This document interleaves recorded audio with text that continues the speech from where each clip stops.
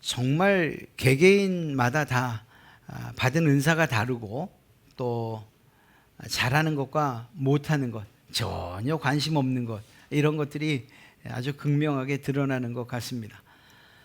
저에게는 정말 어려운 것 가운데 하나가 시입니다. 시.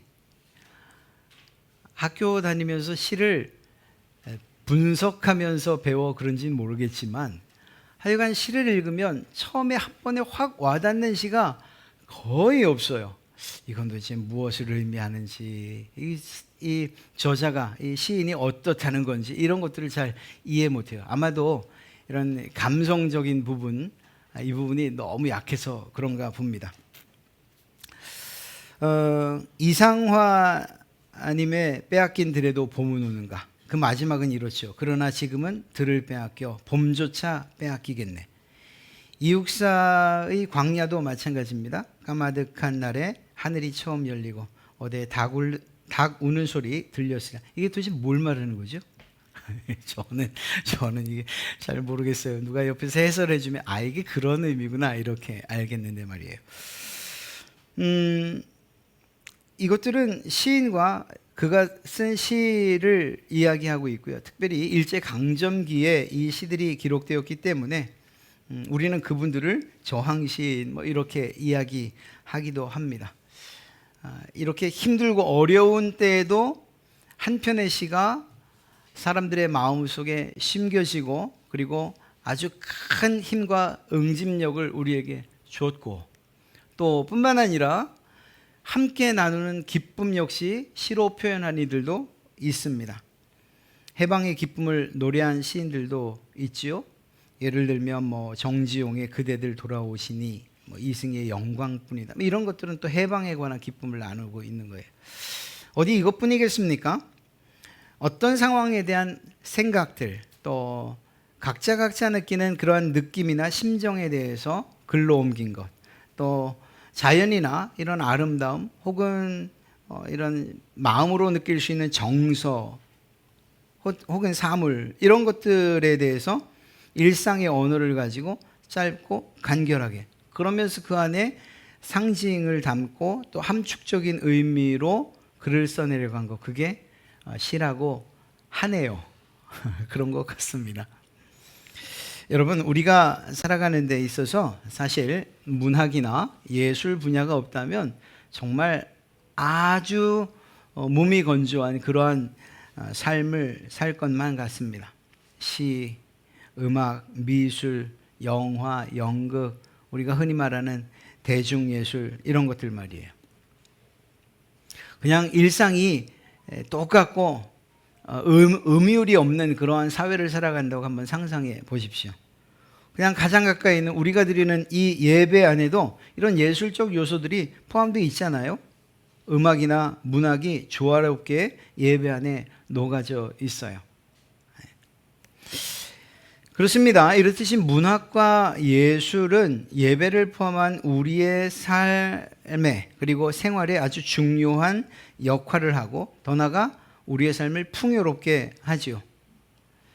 칼빈도 이렇게 얘기합니다. 예술에 대해서. 모든 인간은 하나님의 동력자이며 예술은 하나님의 창조 활동을 재현하는 인간의 창의적 행위이다.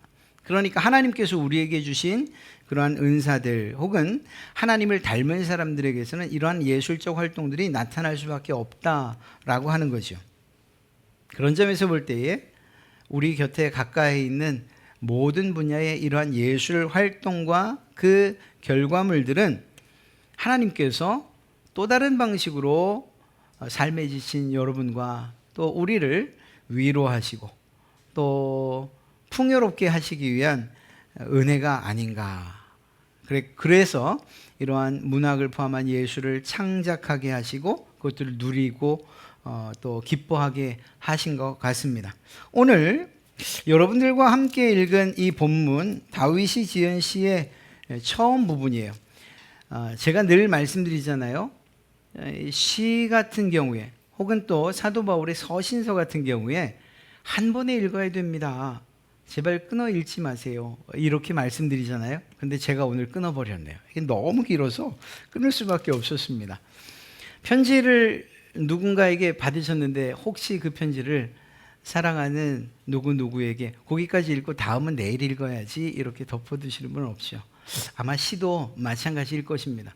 한 번에 쭉 읽어 내려가면서 그 안에 담겨진 저자의 이 시인의 감성과 또 그때의 상황 또 그 마음들을 쭉 이해해가면서 읽으면 나름 의미 있고 또 읽는 사람에게도 큰 유익이 될 것 같습니다. 오늘 다윗은 이렇게 말하고 있어요. 하나님은 어떤 분이신가에 대해서 그의 상상 가운데, 그의 머리 가운데, 그의 경험 가운데에 있었던 많은 단어들을 이렇게 나열해 놓습니다. 여호와는 반석, 요새, 건지시는 자, 피할 바위, 방패, 구원의 뿔, 높은 망대, 피난처, 구원자. 그 하나님은 찬송받으실 여호와 등등등등. 그냥 쉽게 사용되고 누구나 사용할 수 있는 단어인데 그 단어 하나하나에 다윗의 마음이 고스란히 담겨 있는 것을 알 수가 있죠. 그런 점에서 다윗은 매우 뛰어난 문학가이자 또 정치가 그리고 예술가인 것 같아요. 시편 전체가 150편이지 않습니까? 그 가운데에 절반 가까이 즉 73편이 73편이 다윗이 지은 시예요. 또 어떤 사람들은 거기에다가 14편을 더하기도 합니다. 그래요. 절반 가까운 그러한 양이에요. 그런데 그가 무늬만 시인이냐? 그건 아니죠. 실제로 매우 탁월한 시인이에요. 자신의 상황들, 그 상황이 어떻든지 간에 자기의 생각, 그것이 무엇이든 간에 그것들을 이 문학 시 안에 잘 녹여 놓는 것을 보게 됩니다. 문학이나 또 그것뿐만 아니라 음악에도 조예가 깊었죠. 작곡과 연주에도 능했다. 이렇게 얘기해도 아무도 반론을 제기하지 못할 겁니다. 그가 수금을 타면서 노래를 부르고 또 그때에 사울에게 있던 악귀가 떠나갔다라고 하는 그러한 성경의 내용을 본다면 단순히 연주 실력만 있었던 것이 아니고 그에게 이러한 영성과 영적인 파워도 있었던 것 같습니다. 예. 그런 점에서 다윗은 이 시대의 표현대로 한다면 만능 엔터테이너가 아닐까 이런 생각도 해봅니다. 다윗의 이 모든 문학이나 예술적 감성 역시 하나님이 주셨다는 것, 그것은 우리가 분명히 알고 있어요. 하나님이 그에게 은사로 주신 것이구나, 그에게 주신 선물이구나, 이건 말이에요. 우리가 할 수 있는 것이라면 저에게도 그런 선물을 좀 주십시오. 근데 그게 쉽지만은 않지 않습니까? 제가 그 선물을 달라고 안 했겠습니까? 그래도 여전히 아직 신은 모르겠어요.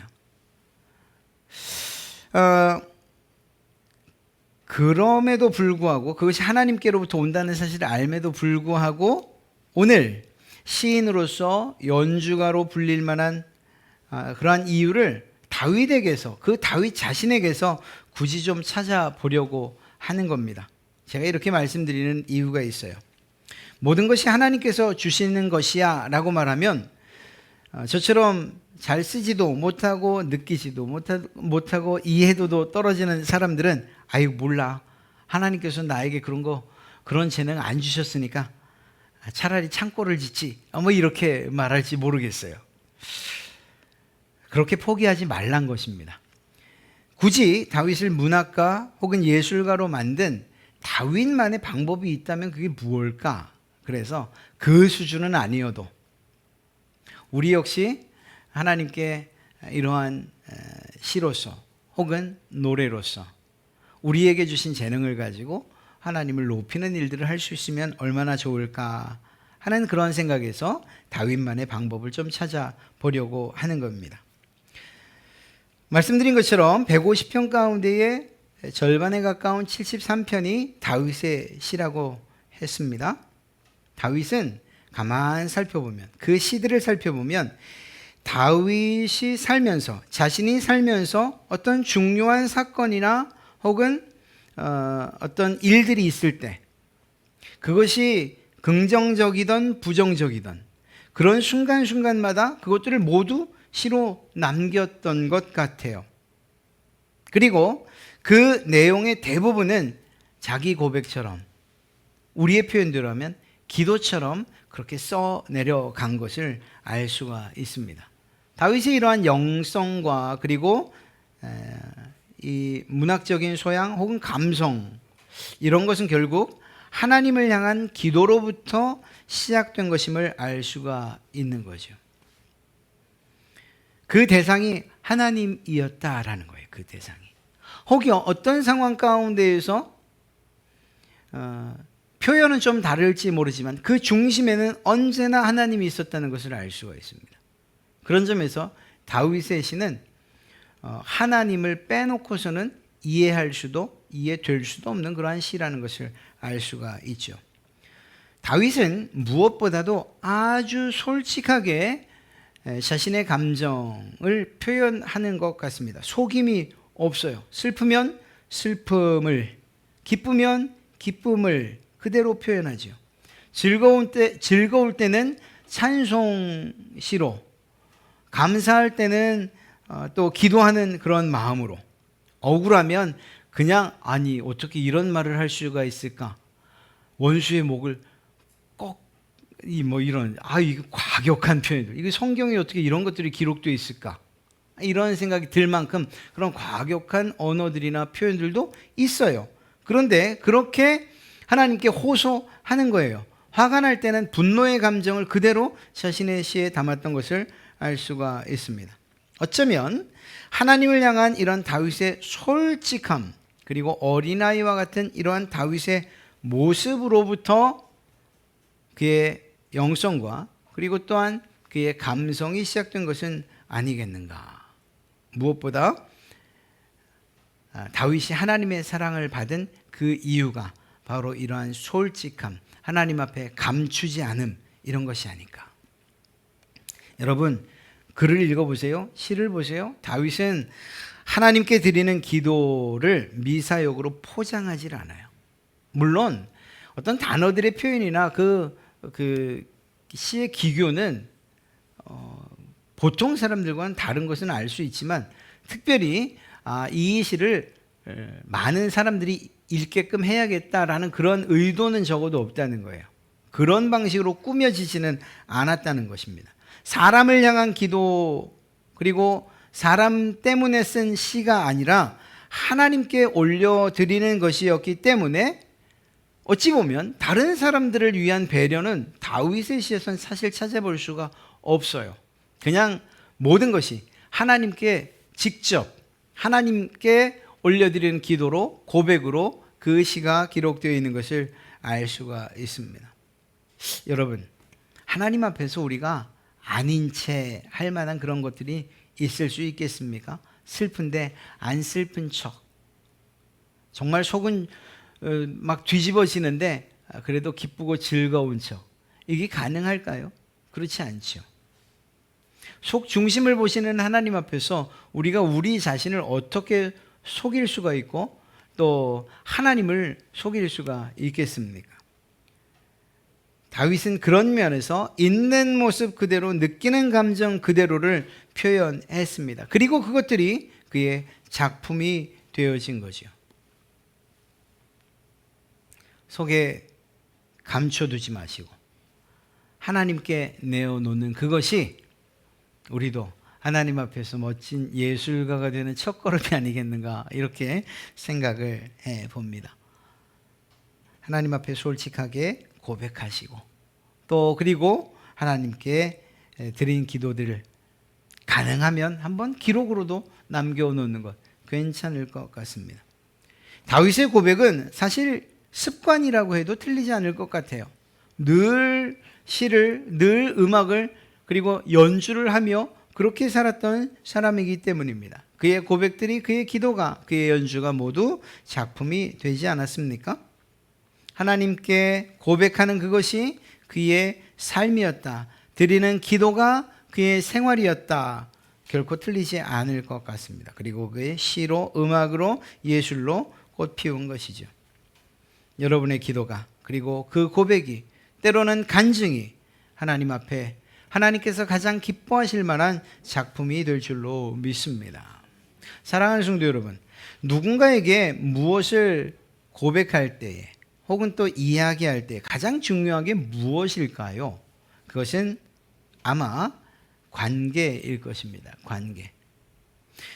다윗이 이렇게 수없이 많은 우리가 볼 때의 작품과 또 그리고 예술적인 결과물들을 만들어냈다 표현하지만, 그런데 그것이 진실이고 또 우리의 마음을 울리는 이유는 무엇인가? 우리도 다윗과 같은 하나님과의 관계를 갖고 싶어하는 마음이 있기 때문 아니겠습니까? 단순하게 세상에 어떤 사람들이 아름다운 광경을 보고 혹은 자기가 처한 어떤 상황에 대해서 시를 쓴 것, 그것들을 이렇게까지 부러워하지는 않을 거예요. 우리가 그리스도인이면서 그런 우리의 모습 안에서 다윗을 나름 조금 부러워하는 것은, 그의 시의 결과물, 그의 작품의 활동들이 아니라 그것 이전에 있는 하나님과의 관계들이 더 부러운 거죠. 하나님과의 관계가 얼만큼 좋았으면, 이런 걸 이렇게 글로 혹은 시로 남길 수 있었을까? 하나님과의 관계가 얼마나 돈독했으면, 그리고 그 상호 간에 신뢰와 믿음이 있었으면 이런 말도 서슴없이 할 수 있었을까? 바로 이런 것 말입니다. 우리의 고백이 하나님께 정말 기뻐 받으시는 그러한 나름의 작품이 되기를 원한다면, 그렇다면 그것은 하나님과의 관계가 우선되어야 될 것이라는 거예요. 우리가 사무엘서를 지금 쭉 살펴봤지 않습니까? 이제 몇 장 남지 않았는데, 떠올려 보면 다윗의 이야기는 사무엘상 16장에서부터 시작됩니다. 그리고 열왕기, 역대서까지 다윗의 이야기가 계속되어집니다. 그런데 이때에 다윗과 하나님의 관계를 가장 잘 표현하는 문장이 있다면 그것은 바로 이것이에요. 다윗이 여호와께 묻자와 가로되, 다윗이 물어 가로되, 다윗이 가로되. 하나님 앞에서 다윗은 끊임없이 하나님의 뜻을 구하고 물었다는 거예요.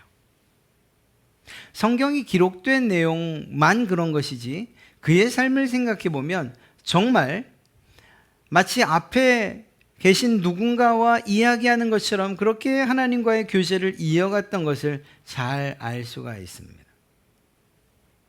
그리고 그런 다윗의 물음에 대해서 하나님은 늘 똑같이 대답하시죠. 여호와께서 대답하시되, 여호와께서 이르시되, 여호와께서 가라사대.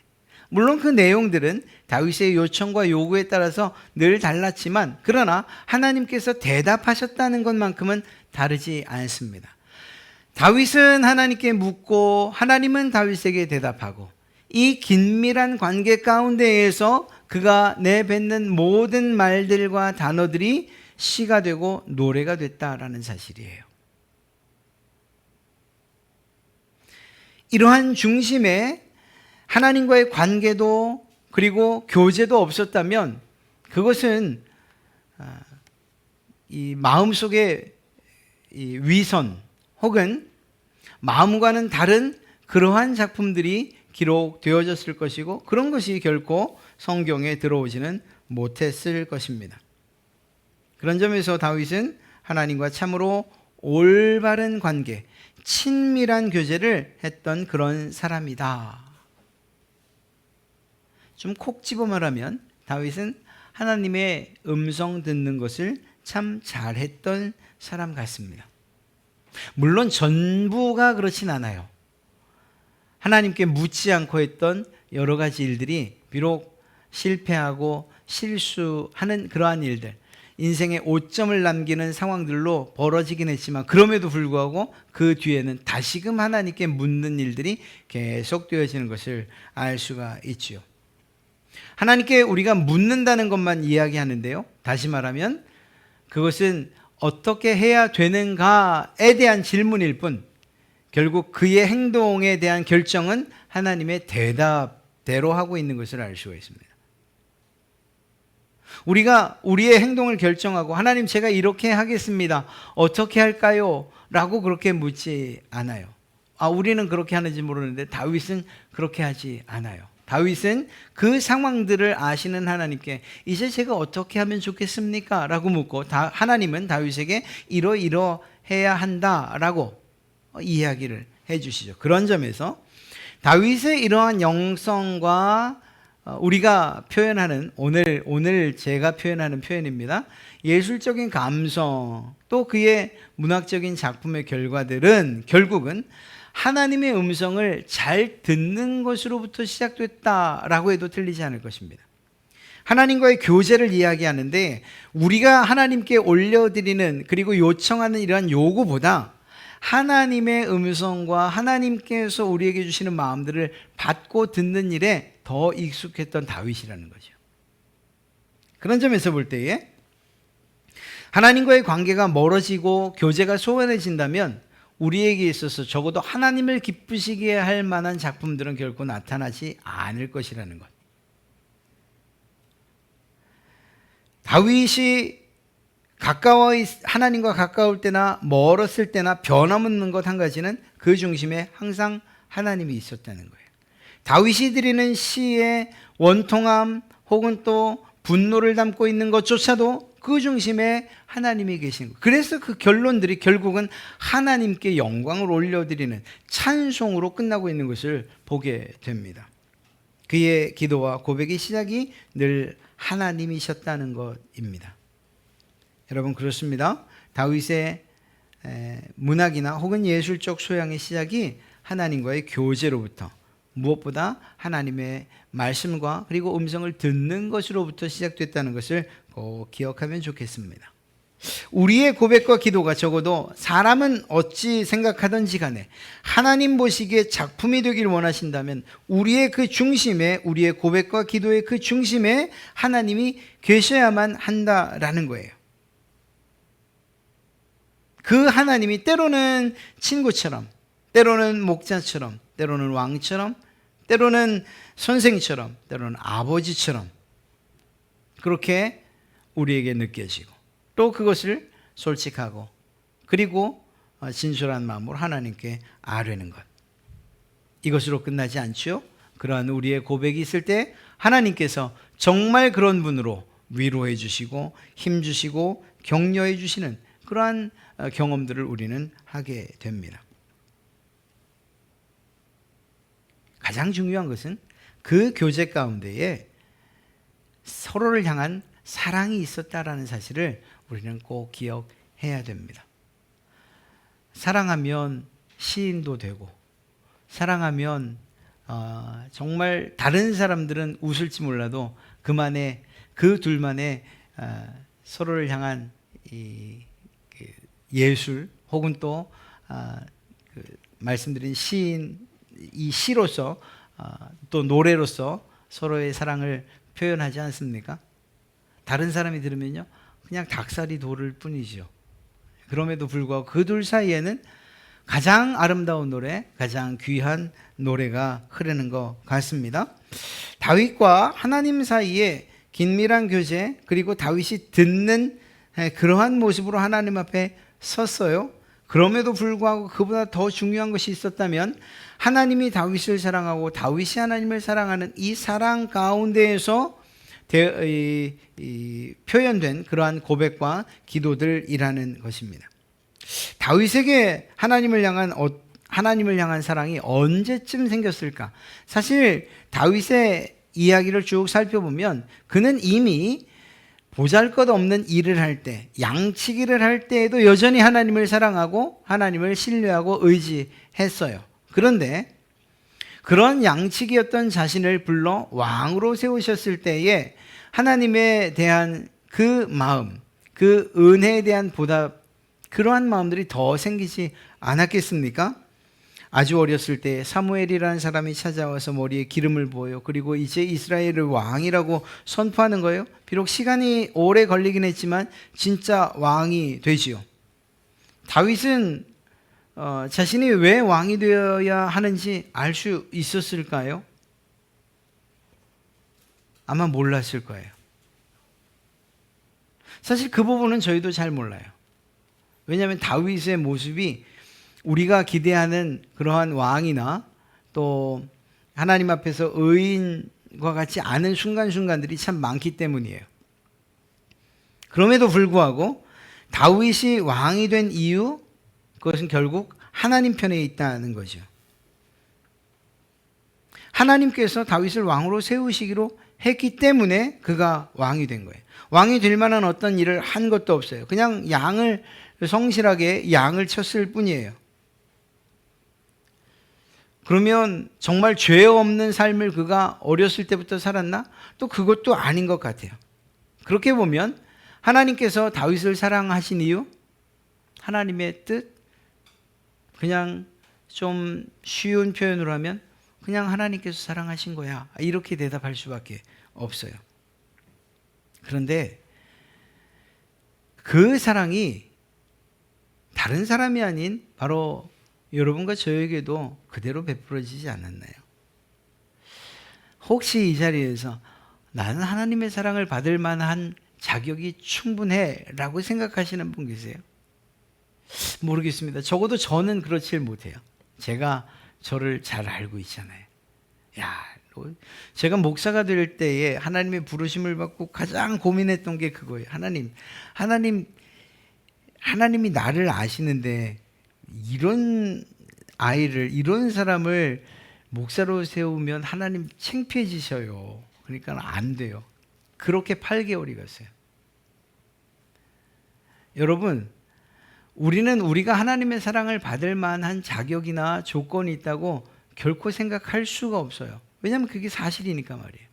하나님의 사랑은 우리에게 마치 어둠을 뚫고 들어오는 빛처럼 일방적으로 다가왔고, 그리고 우리는 그분의 은혜를 그저 받기만 한 것이에요. 그게 전부였어요. 다윗이 하나님의 사랑을 그렇게 받았던 것처럼 우리 역시 하나님의 사랑을 그렇게 받았을 따름이에요. 쌍방간의 사랑 가운데서 하나님께로부터 오는 사랑은 우리가 그렇게 받았던 거죠.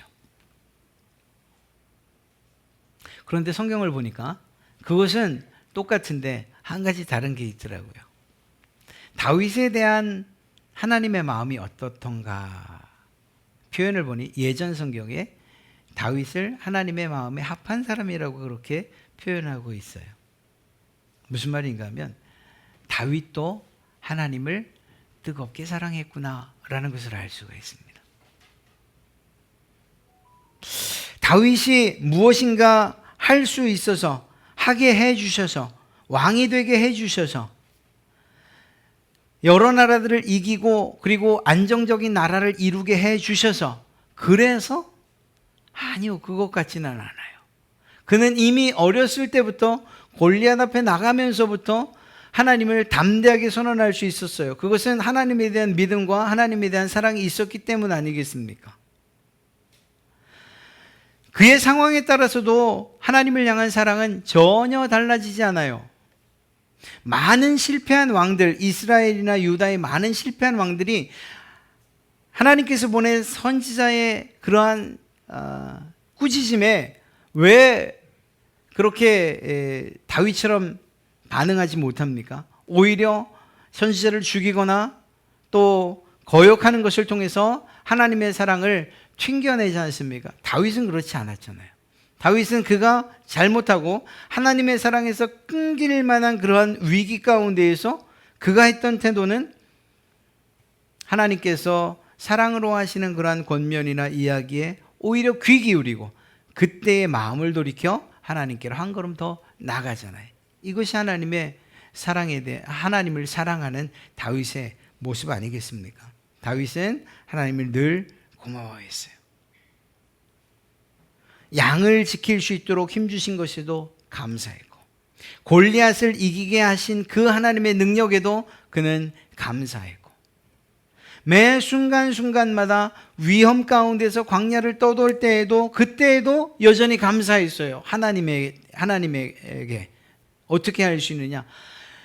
자신을 쫓아오는 사울을 죽일 수 있고 그리고 그 도망을 멈출 수 있는 기회가 왔음에도 불구하고 하나님을 사랑했고 그 하나님의 권위를 인정했기 때문에 사울을 죽이지 않죠.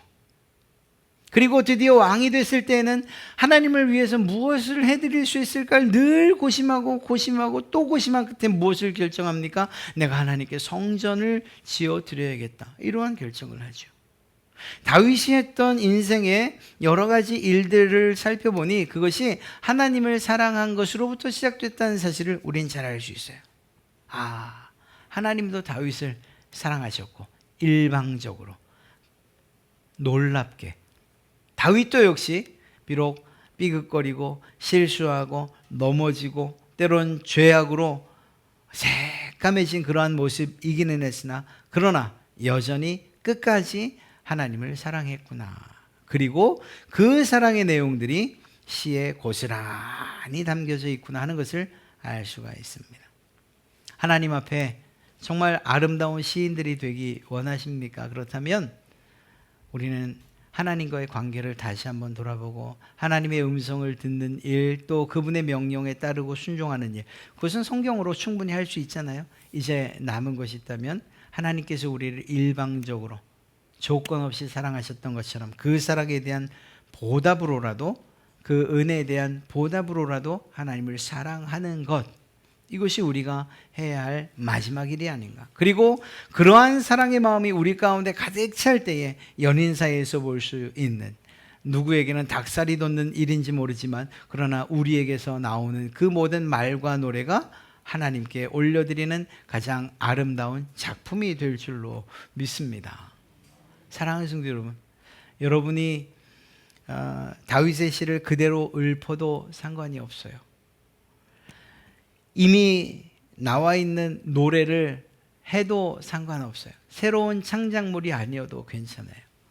하나님을 뜨겁게 사랑하는 마음으로 노래를 부른다면 하나님께서 가장 뛰어난 작품으로 받으실 것이고, 다윗의 시를 통해서 억울할 때에 그 기도를 통해 하나님께 아뢰고, 때로는 기쁠 때에 또 그 기도를 통해서 하나님께 말씀드리고 우리의 마음을 열어놓을 때에 그것이 하나님께서 가장 기쁘게 받으시는 것인 줄로 믿습니다. 하나님을 뜨겁게 사랑한 다윗, 하나님께서 사랑하신, 물론 순서는 바뀌어 있어요. 하나님께서 뜨겁게 사랑하셨기에 다윗도 역시 사랑하는 것이 아닌가 생각합니다. 사랑하는 성도 여러분, 우리가 세상이 인정할 만한 그러한 시인은 못 돼도 그보다 더 높은 곳에 계시고 우리를 잘 이해하시고 우리를 사랑하시는 그 하나님께 기쁨의 찬송과 그리고 시를 써 드릴 수 있다면 그것으로 만족하지 않겠습니까? 그것이면 충분하지 않겠습니까? 그런 점에서 잘 쓰든 못 쓰든 한번 써보시는 것도 나쁘지 않을 것 같아요. 한번 기회가 되면 시 낭송회라도 한번 할까요? 저희가 사실은 그런 것 이미 하고 있죠. 지난번에는 사진을 가지고서 여러분들이 스마트폰으로 찍은 사진들, 아이들에 대한 여러분들의 자녀들이나 또 아이들을 찍은, 아이를 주제로 한 그러한 사진들을 통해서 하나님께서 우리 아이들을 이렇게 아름답게 자라게 해주셔서 감사합니다 라는 그러한 표현, 이 사진 예술을 통해서 이미 하나님께 영광 올려드렸고, 또 추수감사절이 되면 각 기관이나 또 개인적으로 찬양을 통해서 상품에 연연하지 않고 찬양을 통해서 하나님께서 우리에게 베푸신 사랑들을 그렇게 또 나는 가수다 그 이상 되는 프로그램으로 우리의 사랑을, 우리의 그 예술적 감각들을 서로 나누죠. 이제 한번 또 신앙송에도 한번 해 범직하지 않을까 이런 생각이 듭니다. 저희 교회도 등단한 시인이 있는 건 아시죠? 우리 황수재 권사님. 제가 동의를 구하지 않고 하는 거라 매우 당황하실 텐데 어렵지 않다는 걸 제가 좀 말씀드리려고 시 한 편을 소개해드리고 마칠까 합니다. 그렇게 쓰세요. 에스더회 회원이지 않습니까? 그 에스더회 회원들과 함께 찬양하는 그때를 생각하면서 쓰신 글이에요. 제목은 특별한 찬양, 황소제. 여기 나오는 모매라는 단어 뭔가 하면요, 한 어머니에게서 난 누이들, 자매, 이런 다른 표현이에요. 나이 지긋하신 모매님들의 특별한 찬양, 박자와 음정은 고르지 않지만 자유로움 속에서 은혜를 받는다. 살아온 길, 살아갈 길 서로 모르지만 풍겨나는 모습은 기대어 사는 모습과 부대낌 없는 일상. 매번 다가오는 특별한 찬양을 오래 부르며 건강하시면 좋겠다. 교회의 큰 구심점이 되는 모매님들, 늘 힘이 넘치시고 서로 웃는다. 끝. 멋지지 않습니까? 여러분, 여러분들도 한번 여러분의 일기장의 다이어리를 한번 시작해 보세요. 시 주제 사랑. 누가 뭐라 하지 않아도, 누가 멋지다 아름답다 하지 않아도 하나님께서 단 한 글자, 하나님 사랑합니다, 이것 하나로 가장 아름다운 작품으로 받으실 것이라 저는 믿기 때문입니다. 찬양을 잘하시고 노래를 잘하세요. 아니 못해도 상관없어요. 음정박자 틀려도 상관없어요.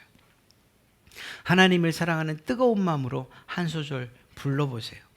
차 안에선 누가 듣습니까? 크게 부르시고, 길가에선 좀 흥얼거리시고, 그것이 그 어느 가수 못지않은 아름다운 찬양으로 하나님께서 받으실 줄로 믿습니다.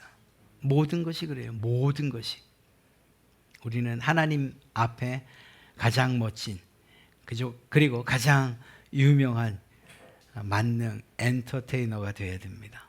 하나님께서 여러분들의 그 모든 올려드리는 그 작품들을 기쁘게, 그리고 하늘 그 어느 곳에 아름답게 전시해 놓으시고, 이가 바로 그 작품이다, 이래 말씀하실 것 같습니다. 사랑하는 성도 여러분, 계신 그곳에서 시인이 되시고 가수가 되시고 하나님을 뜨겁게 사랑하는 마음으로 그림도 그리시고 사진도 찍으시고, 그렇게 하나님의 영광을 위하여 살아가시는 여러분 되시기를 주님의 이름으로 축복합니다.